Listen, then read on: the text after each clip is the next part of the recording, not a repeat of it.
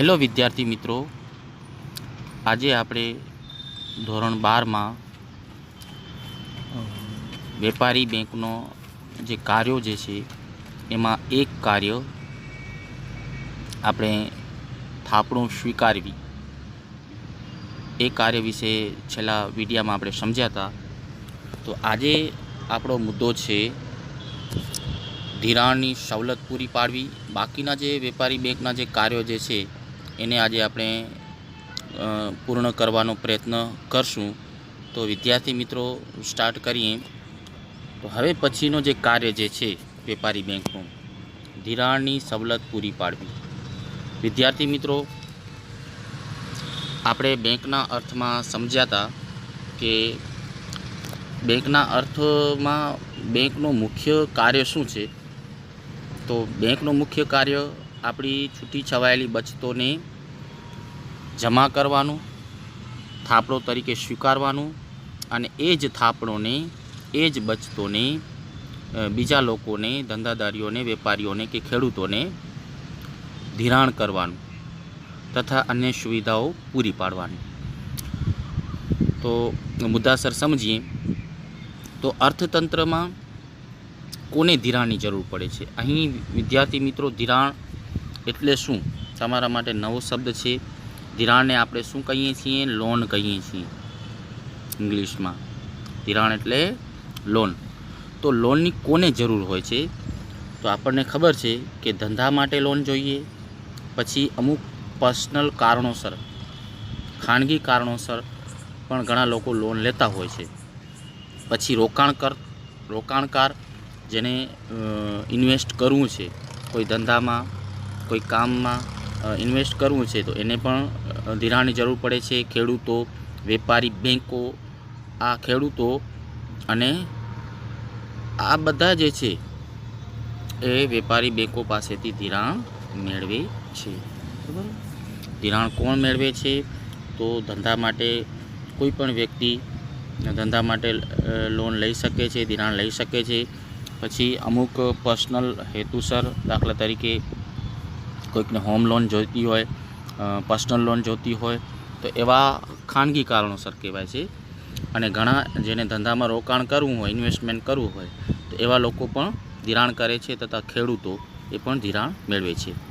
હવે ધિરાણના બદલામાં શું ચૂકવવું પડે છે?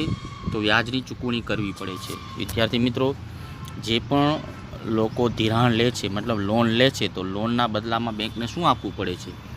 આપણને ખબર છે કે લોનના બદલામાં લોનનું વ્યાજ આપવું પડે છે, એટલે વ્યાજ ચૂકવવું પડે છે. હવે બેંક જે છે અલગ અલગ ટર્મ માટેની લોન પ્રોવાઈડ કરે છે. તો એમાં પહેલી ટર્મ છે ટૂંકા ગાળા માટે. હવે ટૂંકો ગાળો એટલે 1 થી 1 વર્ષ સુધીનો જે સમયગાળો જે છે એ ટૂંકો ગાળો છે. પછી મધ્યમ ગાળો એટલે 1 થી 5 વર્ષ સુધી જો લોન જોતી હોય તો એને મધ્યમ ગાળાની લોન કહેવાય. લાંબો ગાળો એટલે 5 થી 15 વર્ષ સુધીની જો સમય માટે જો લોન જોતી હોય તો એને કહેવાય લાંબો ગાળો. ટૂંકમાં 1 વર્ષ માટે, 1 થી 5 વર્ષ માટે કે 5 થી 15 વર્ષ માટે લોન જે છે બેંક પ્રોવાઈડ કરે છે. છતાં પણ આનો જે સમયગાળો છે એ નિશ્ચિત હોતો નથી, નિર્ધારિત હોતો નથી. લોન લેવાનો હેતુ શું હોય છે? શા માટે લોકો લોન લે છે? તો ખાનગી કારણોસર, એટલે કે પર્સનલ હેતુ માટે. પછી ખેતી, ધંધા કે વેપાર અર્થે લોન લેતા હોય છે. અને દરેક ધિરાણનો વ્યાજનો જે દર છે, રેટ ઓફ ઇન્ટરેસ્ટ જે છે એ પણ અલગ અલગ હોય છે. દાખલા તરીકે પર્સનલ લોનનો વ્યાજનો દર થોડો ઊંચો હોય છે. હોમ લોનનો વ્યાજનો દર પર્સનલ લોન કરતાં નીચો હોય છે. ધંધા માટે, વેપાર અર્થે લોનનો વ્યાજનો દર ઊંચો હોય છે. ખેડૂતોને આપવામાં આવતી લોનનો વ્યાજનો જે દર જે છે એ ધંધા માટે, બીજા ધંધા માટે, વેપાર અર્થે જે લોન લે છે એના કરતાં ખેડૂતોને આપવામાં આવતી લોનનો વ્યાજનો દર નીચો હોય છે. હવે પછીનો મુદ્દો સમજીએ. તો હવે પછીનું કાર્ય છે ચૂકવણી અને ઉપાડ. એની સવલત ફેસિલિટી જે છે એ બેંક પૂરી પાડે છે. ચૂકવણી એટલે બેંક જે છે આપણી બચતો જે છે, આપણી બધી થાપણો જે છે એની બચતોને કેવી રીતે ચૂકવે છે એને કહેવાય ચૂકવણી. અને ઉપાડ એટલે આપણી આ જે બેંકોમાં બચતો પડી છે એ આપણે કેવી રીતે ઉપાડ કરી શકીએ, વિથડ્રોલ કરી શકીએ, એની સવલત જે છે એ પણ બેંક આપે છે. તો સમજીએ તો ગ્રાહકો જે છે આજે સરળતાથી ચૂકવણી કે ઉપાડ કરી શકે છે. જુઓ વિદ્યાર્થી મિત્રો, બેંક પણ સરળ રીતે ચૂકવણી કરી શકે છે, અથવા આપણે પણ વિથડ્રોલ કરવું હોય, ઉપાડ કરવી હોય, આપણી જ બચતો જે છે બેંકમાં જમા છે તો એને જો ઉપાડ કરવું હોય તો આપણે સરળ રીતે ઉપાડ કરી શકીએ છીએ, કાઢી શકીએ છીએ બેંકમાંથી. તો કઈ રીતના આજે કાઢી શકીએ છીએ? આપણી જે બચતો બેંકમાં જમા છે એ આપણને જરૂર પડી ત્યારે બેંકમાં આપણે કઢાવવા જઈએ, ઉપાડ કરવા જઈએ તો કઈ રીતે ઉપાડ કરી શકીએ છીએ? તો પહેલી જ જૂની સિસ્ટમ છે ઓલી સ્લીપ ભરીને, રિસિપ્ટ જે હોય એ સ્લીપ ભરીએ, જેમાં આપણે નામ, આપણી વિગત, અકાઉન્ટ નંબર લખી અને સ્લીપ ભરીને એ બેંકમાંથી આપણી બચત ઉપાડ કરી શકીએ છીએ. પછી ઉપાડ ચિઠ્ઠી દ્વારા, પછી ક્રેડિટ કાર્ડ અને એટીએમ કાર્ડ. ક્રેડિટ કાર્ડ જે છે એ શું છે? તો એ એટીએમ કાર્ડ જેવો જ હોય છે, અને ક્રેડિટ કાર્ડ અને એટીએમ કાર્ડ દ્વારા આજે મોસ્ટલી બધા પોતાની રકમ જે છે એ બેંકમાંથી ઉપાડ કરતા હોય છે. પછી ડ્રાફ્ટ અને પે ઓર્ડર તથા ઇન્ટરનેટ બેન્કિંગ જેવી સુવિધાઓ પણ આજે બેંક આપે છે ઉપાડ માટે. પે ઓર્ડર અને ઇન્ટરનેટ બેન્કિંગ આજે મોસ્ટલી આજની આધુનિક પેઢી જે છે કઈ રીતના વ્યવહાર કરે છે? તો ઇન્ટરનેટ બેન્કિંગથી વ્યવહાર કરતા હોય છે. મોબાઈલ દ્વારા કે કોમ્પ્યુટર દ્વારા આ બેંકની અમુક એપ જે છે ડાઉનલોડ કરી અને એનાથી એક બેંકમાંથી બીજા બેંકમાં ટ્રાન્ઝેક્શન કરતા હોય છે. એ પછીનું કાર્ય જે છે શાખ સર્જનની કામગીરી. વિદ્યાર્થી મિત્રો બરાબર સમજશું કે શાખ સર્જન શું છે. તો જો અર્થતંત્રમાં જેટલો પણ નાણું ફરે છે, અર્થતંત્રમાં જેટલા પણ નાણાં, કુલ નાણાં છે એને જ આપણે શું કહીએ છીએ? નાણાંનો પુરવઠો. અને આ નાણાંનો પુરવઠો નાણાંની માંગને અનુરૂપ રહે એટલા માટે શાખ સર્જનનું કાર્ય કરવામાં આવે છે. મતલબ કે લોકોને જેટલી નાણાંની જરૂરિયાત છે એ પ્રમાણે નાણાંનો પુરવઠો બરાબર હોવો જોઈએ. મતલબ કે નાણાંની માંગ બરાબર નાણાંનો પુરવઠો હોવો જોઈએ, એવો એક સૂત્ર બની જાય છે. નાણાંની માંગ ઇઝ ઇક્વલ નાણાંનો પુરવઠો. તો એ પ્રમાણનું કાર્ય રહે એના માટે શાખ સર્જનનું કામ જે છે વેપારી બેંકો કરતી હોય છે. હવે શાખ સર્જન શું છે એનો અર્થ સમજીએ.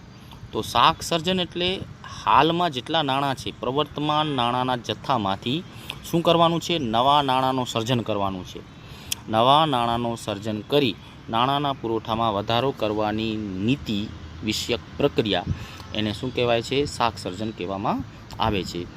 સમજો બરાબર કે પ્રવર્તમાન નાણાંના જથ્થામાંથી એટલે કે હાલમાં અર્થતંત્રમાં જેટલો પણ નાણો ફરે છે એ જથ્થામાંથી જ નવા નાણાંનું સર્જન કરવાની અને એ નવા નાણાંનું સર્જન કરી નાણાંના પુરવઠામાં વધારો કરવાની જે નીતિ અપનાવવામાં આવે છે વેપારી બેંકો દ્વારા, એને જ કહેવાય છે શાખ સર્જન.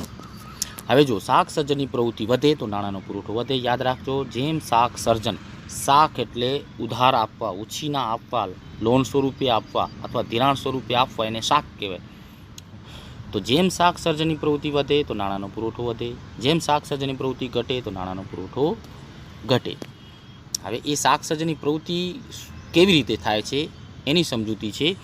તો બેંક શું કરે છે? પોતાની પાસે રહેલી જે થાપણો જે છે, થાપણો મીન્સ ડિપોઝિટ, આપણી જે બચતો જે છે એ બેંકોમાં થાપણો સ્વરૂપે પડેલી છે, તો એ થાપણોમાંથી બેંક જે છે જે તે વ્યક્તિને શેના દ્વારા ધિરાણ કરે છે? શેના દ્વારા લોન આપે છે? તો ચેક દ્વારા. કેવી રીતે? ચેક દ્વારા ધિરાણ કરે છે. પરંતુ શરત શું છે કે એ જે તે વ્યક્તિને જે ધિરાણ કરે છે એ વ્યક્તિનું ખાતું એ જ બેંકમાં હોવું જોઈએ. મતલબ કે સમજો કે માની લો કે એક ખાતેદાર એસબીઆઈનો એ ફલાણો વ્યક્તિ ખાતેદાર જે છે એ એસબીઆઈનો ખાતેદાર છે. તો એ એસબીઆઈ કોને ધિરાણ કરે છે? કે એ એસબીઆઈ બેંકની જ પેટા શાખાનો એ ખાતેદાર હોવો જરૂરી છે. બરાબર? અથવા એ જ બેંકમાં અથવા એ બેંકના અન્ય કોઈ પેટા શાખા, આપણે પેટા શાખા સમજીએ છીએ કે જો એસબીઆઈ તો માત્ર એક જ શહેર કે જિલ્લા કે રાજ્યમાં એસબીઆઈ બેંક નથી હોતી. જુદા જુદા શહેરોમાં, જુદા જુદા જિલ્લાઓમાં, તાલુકાઓમાં એસબીઆઈની અલગ અલગ બ્રાન્ચો છે. દાખલા તરીકે આપણે state bank of India Anjar, એવી રીતે state bank of India Gandhidham, state bank of India Bhuj. તો આ શું છે? જુદી જુદી બ્રાન્ચો કહેવાય. એસબીઆઈ બેંકની જ અલગ અલગ શાખા કહેવાય. તો જે તે વ્યક્તિને બેંક જે છે એ ધિરાણ કરે છે તો એ વ્યક્તિનું ખાતું એ જ બેંકમાં અથવા એ જ બેંકની અન્ય શાખામાં હોવું જરૂરી છે. બરાબર? જેના લીધે શું થશે કે આ જે ધિરાણ કરે છે એ ધિરાણની રકમ જે છે એ જ બેંકની અન્ય શાખામાં એના ખાતામાં જમા થશે. દાખલા તરીકે 5 લાખ રૂપિયાનું બેંક ધિરાણ કરે છે તો એ 5 લાખ રૂપિયા એ બેંકની અન્ય શાખામાં જમા થશે. હવે જુઓ, સમજજો બરાબર. હવે એ બ્રાન્ચ જે છે એ બી બ્રાન્ચના ખાતેદારને, જો એ બ્રાન્ચ ધિરાણ કરે છે પણ કોની? બી બ્રાન્ચના ખાતેદારને. સમજજો બરાબર. ધિરાણ કોણ કરે છે? એ બ્રાન્ચ. અને આ બેંક કઈ છે? તો માની લો કે એસબીઆઈ. હવે આ બી બ્રાન્ચના ખાતેદાર જે છે એ કોની પાસે ધિરાણ કરવા જાય છે? એ બેંક પાસેથી લોન લેવા જાય છે. તો એ બ્રાન્ચ જે છે એ શાખ સર્જન કરે છે એસબીઆઈ બેંકના અન્ય બ્રાન્ચના ખાતેદારને, બી બ્રાન્ચના ખાતેદારને ધિરાણ કરે છે. તો હવે અહીંયાથી 5 લાખ રૂપિયા માની લો કે એ બ્રાન્ચ જે છે બી બ્રાન્ચના ખાતેદારને 5 લાખ રૂપિયાનો ધિરાણ કરે છે ચેક થ્રુ. બરાબર? તો હવે આ એ બ્રાન્ચના 5 લાખ રૂપિયા ક્યાં ગયા? તો બી બ્રાન્ચમાં ગયા. તો બી બ્રાન્ચ જે છે એ આ 5 લાખ રૂપિયા જે છે પોતાના બ્રાન્ચમાં જમા કરશે અને અમુક રોકડ અનામત જે નક્કી કરેલું હોય આરબીઆઈનું એ એટલી ટકાવારી કાપી અને બાકીની રકમ જે છે આ ખાતેદારને આપશે. હવે જેટલી રોકડ અનામત જે છે, માની લો કે હવે અન્ય કોઈ વ્યક્તિ બી બ્રાન્ચમાં આવે છે, એને લોન જોઈએ છે. તો હવે બેંક જે છે એ લોન શેમાંથી પ્રોવાઈડ કરશે? તો અગાઉ એ બી બ્રાન્ચનો ખાતેદાર એ બ્રાન્ચમાંથી લોન લીધેલી હતી અને એની જે રકમ, લોનની રકમ જે છે બી બ્રાન્ચમાં જમા થઈ હતી, ચેક વટાનો હતો. તો એ જ રકમમાંથી જ બી બ્રાન્ચ ત્રીજી કોઈ વ્યક્તિ, માની લો કે સી બ્રાન્ચ, કયું? સી બ્રાન્ચવાળા ખાતેદારને પ્રોવાઈડ કરી શકે છે. બી બ્રાન્ચ પાસે જે 5 લાખ રૂપિયાનો ચેક જે છે એ ક્યાંથી આવ્યો? તો એ બ્રાન્ચ પાસેથી આવ્યો. બરાબર? હવે બી બ્રાન્ચ રોકડ અનામત જેટલી રકમ કાપી અને બાકીની રકમ જે છે કોને પ્રોવાઈડ કરશે? તો સી બ્રાન્ચને. તો ટૂંકમાં અહીંયા થાપણનું સર્જન થયું, અહીંયા શાખનું સર્જન થયું. શાખ સર્જન થયું, અહીંયા ગયું, અહીંયા શાખ ગઈ, મતલબ ધિરાણની રકમ ગઈ અને એ બી બ્રાન્ચ જે છે અન્ય કોઈ બ્રાન્ચ જે છે એના ખાતેદારને પણ ધિરાણ કરી શકે છે. ટૂંકમાં એક થાપણમાંથી અનેક થાપણોનું સર્જન કરી શકાય છે, જેને આપણે વ્યુત્પન્ન થાપણ કહી શકીએ છીએ. એક થાપણમાંથી અનેક થાપણોનું સર્જન થાય એને કહેવાય વ્યુત્પન્ન થાપણ. જો અહીંયા સમજૂતી આપેલી છે કે આમ ત્રીજી વ્યક્તિને પણ ધિરાણ મળી શકે છે, મતલબ એક થાપણમાંથી અનેક થાપણોનું સર્જન કરી શકાય છે. એટલે ધિરાણ લેનાર વ્યક્તિ જે છે પોતાના ખાતામાં થયેલ ધિરાણના નાણાંનો ઉપાડ કરી વાપરે ત્યારે અર્થતંત્રમાં નાણાંનો પુરવઠો વધે છે. આપણે સમજ્યા કે એ બ્રાન્ચ, બી બ્રાન્ચ અને સી બ્રાન્ચ. એ બ્રાન્ચમાંથી બી બ્રાન્ચના ખાતેદારે ધિરાણ લીધું, બરાબર, અને ધિરાણ જે છે એ જમા ક્યાં થયું? તો બી બ્રાન્ચમાં. આપ્યું કોણે? તો એ બ્રાન્ચે. તો એ બી બ્રાન્ચના ખાતેદાર એમાંથી ધિરાણમાંથી રકમ ઉપાડી અને પોતે વાપરી શકે છે. તો એ રીતના અર્થતંત્રમાં નાણાંનો પુરવઠો વધે છે. બરાબર, એ જ એની સમજૂતી છે. પછી હવે જે છે મેં તમને કીધું ને કે અમુક રોકડ અનામતનો પ્રમાણ જે છે એ બેંક કાપીને પછી જ ધિરાણ કરે છે. આપણી માની લો કે જેટલી પણ કુલ થાપણો બેંકમાં પડી છે એ બધી થાપણોનું ધિરાણ કરી શકતી નથી આરબીઆઈના રૂલ્સ પ્રમાણે. તો એમાં અમુક ટકા રકમ જે છે એ બેંકને અનામત તરીકે રાખવું પડે છે. અનામતની રકમ બાદ કર્યા પછી જેટલી રકમ વધે છે બેંકમાં એટલી રકમનું જ બેંક ધિરાણ કરી શકે છે, લોન કરી શકે છે. એક એક્ઝામ્પલ સમજીએ. માની લો કે એક બેંકની અંદર 5 લાખ રૂપિયા છે. બેંકની અંદર કુલ થાપણો બધી બચતો કેટલી છે? માની લો કે 5 લાખ રૂપિયા છે. તો એ 5 લાખ રૂપિયા બેંક ધિરાણ કરી શકતી નથી. આપણી બધા લોકોની થાપણો માની લો કે કેટલી જમા છે? 5 લાખ રૂપિયા. તો 5 લાખનું ધિરાણ કરી શકશે નહીં, પરંતુ આરબીઆઈના રૂલ્સ પ્રમાણે અમુક ટકા એને અનામત રાખવું પડશે. તો અનામત માની લો કે આરબીઆઈનો રૂલ્સ છે 20%. માની લો કે 20% નક્કી કર્યું છે. તો 20% જેટલી રકમ જે છે એ બેંકને પોતાની પાસે અથવા અનામત તરીકે રાખવી પડશે. તો 20% એટલે અહીંયા મીંડો ઉડી ગયો, એટલે 1 લાખ રૂપિયા. કેટલા થયા? તો 1 લાખ રૂપિયા જે છે એ શું આવ્યું? તો રોકડ અનામત રકમ, રોકડ અનામત. મતલબ કે 5 લાખ રૂપિયા બેંકમાં થાપણ સ્વરૂપે પડેલા છે, થાપણો સ્વરૂપે જમા છે લોકોની બચતો. એમાંથી 5 લાખ રૂપિયા લોન તરીકે કે ધિરાણ તરીકે લોકોને આપી શકશે નહીં, પરંતુ 20% જે છે અનામત રાખવો પડશે. તો 20% રાખવો પડશે મતલબ 1 લાખ રૂપિયા બેંક પોતાની પાસે રાખશે અને બાકીના 4 લાખ રૂપિયા જે છે એનું જ ધિરાણ કરી શકે છે. તો આ વાક્ય એ જ સમજાવે છે કે કોઈ પણ બેંક થાપણમાંથી પૂરેપૂરી રકમનો ધિરાણ કરી શકતી નથી, પરંતુ દરેક થાપણના અમુક ટકા અનામત રાખે છે, જેને આપણે શું કહીએ છીએ? રોકડ અનામતનું પ્રમાણ, કેશ રિઝર્વ રેશિયો ઇંગ્લિશમાં કહીએ છીએ CRR, કેશ રિઝર્વ રેશિયો, રોકડ અનામતનું પ્રમાણ. અહીંયા ઉદાહરણ આપેલું છે. જો અહીંયા ઉદાહરણ 1000નું આપેલું છે. 1000 રૂપિયા થાપણ તરીકે જમા છે, એમાં બેંક 20% કાપે એટલે 1000ના 20% એટલે 200 રૂપિયા નીકળી જાય. તો બાકીના કેટલા વધ્યા?